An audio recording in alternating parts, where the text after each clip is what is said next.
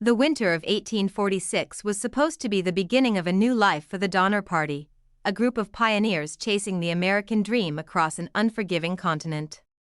They set out from Illinois with hope in their hearts, wagons full of supplies, and a promise of fertile land waiting in California.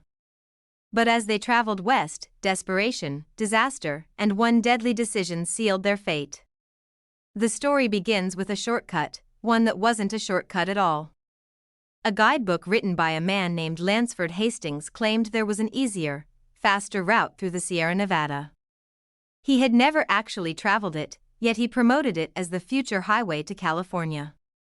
The Donners trusted him. And that trust became the first step toward tragedy. When the group followed the so-called Hastings Cutoff, they quickly learned the truth. The terrain was brutal, the desert endless, and the mountains unforgiving. They lost weeks, supplies, and morale. By the time they reached the foothills of the Sierra Nevada, winter was already creeping in. Snow began falling earlier than anyone expected. The innocent flakes quickly turned into a deadly wall of white, trapping the Donner Party in the mountains with no way forward and no way back. As temperatures dropped and storms raged, hunger became their greatest enemy. Animals died, food ran out, and the pioneers were forced to confront a horrifying question: how far would they go to survive? At first, the Donner Party tried to stay hopeful. Families gathered inside makeshift cabins, burning anything they could find of furniture, broken wagon pieces, even books, to keep warm. But hope fades quickly when the snow piles higher than the rooftops. Hunting was impossible. The lakes froze solid. And the only sound at night was the wind howling through the trees like a warning of what was coming. They boiled rawhide, chewing softened leather just to quiet the pain in their stomachs. Children cried from hunger. Adults grew weak. Some simply closed their eyes and never woke up.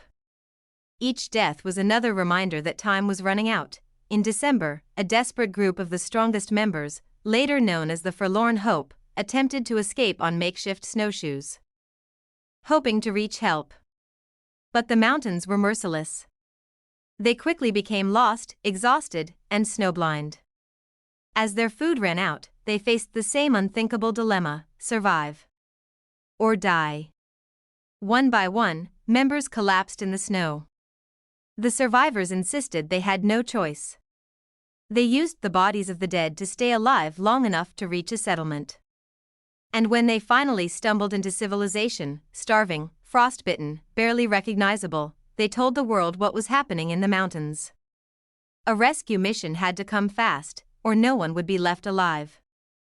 When the first rescue team reached the camps in February 1847, they expected suffering, but nothing could have prepared them for what they found.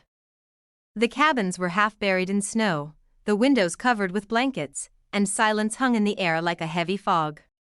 When rescuers stepped inside, they saw hollow eyes staring back at them, survivors so malnourished they could barely speak. Some were too weak to stand. Others clung to life with a determination that seemed impossible. But the rescuers soon realized this wasn't just a story of starvation. Something darker had taken hold. Inside the camps, food scraps were gone. Bones were cracked open for marrow. And in the corners of the cabins, hidden under blankets or snow, the rescuers found bodies prepared in ways that revealed the truth: cannibalism had become the final, desperate measure. Survivors insisted they had waited until death took someone naturally. They refused to harm the living. But the moral line had already blurred beyond recognition. Life and death had become intertwined in the most haunting way. Parents had outlived children. Children had watched adults die. The rescuers had to choose who could travel and who had to wait for the next rescue wave. Not everyone was strong enough to leave. As the rescuers prepared to guide the survivors down the mountain, the storm clouds gathered again. Snow threatened to seal the camps once more. They knew time was short. Every step back toward civilization was a battle against hunger, frostbite, and exhaustion. And behind them, the mountain kept its secrets buried in the snow, waiting for the next rescue party to uncover what remained. By the time the second rescue team fought their way into the Sierra Nevada, the situation had grown even more desperate. Storm after storm had swallowed the camps, turning them into ghostly, snow-choked ruins.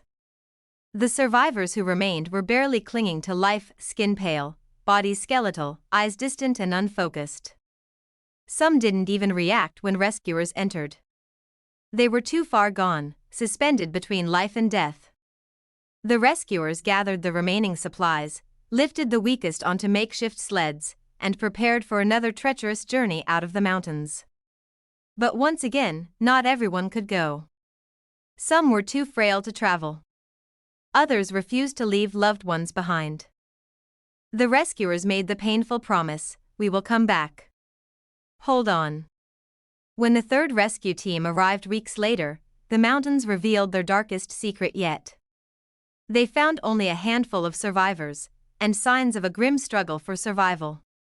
Bodies lay partially buried in snow, some dismembered for food. In one cabin, a man sat alone beside a fire, surrounded by human remains, insisting he had done whatever was necessary to survive. Whether his story was true or twisted by madness, no one could say for sure. The rescuers took the last survivors down the mountain, leaving behind the tragic evidence of what starvation had forced these pioneers to become. In total, nearly half of the Donner Party perished. Those who survived carried the scars, physical and emotional, for the rest of their lives.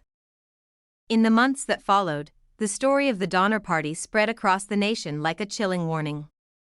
Newspapers printed sensational headlines. Rumors twisted the truth. People whispered about cannibalism, betrayal, and madness. But behind all the horror was something far more human, a tale of ordinary families caught in extraordinary circumstances. They weren't villains. They weren't monsters. They were pioneers who made one tragic decision after another until survival became their only instinct. The Hastings Cutoff, that promised shortcut, was exposed as a deadly lie. The lack of experience, the delays, the early snowfall, all combined into a perfect storm that trapped them in the mountains. And America learned a painful lesson. Sometimes, the biggest dangers on the frontier weren't wild animals or outlaws, but the choices people made and the nature they tried to conquer. As time passed, the site of the tragedy became a symbol, not just of suffering, but of resilience. Monuments now stand where the camps once were, reminding visitors of the harsh winter of 1846 and the lives lost to the mountains. Historians continue to study the Donner Party, trying to separate fact from myth. But one truth remains: their story forces us to confront the darkest corners of humanity and the strength people find when pushed to their limits. The Donner Party hoped for a better future, but instead, they became a haunting chapter in American history, one that still echoes through the trees of the Sierra Nevada, carried by the cold winds that once sealed their fate.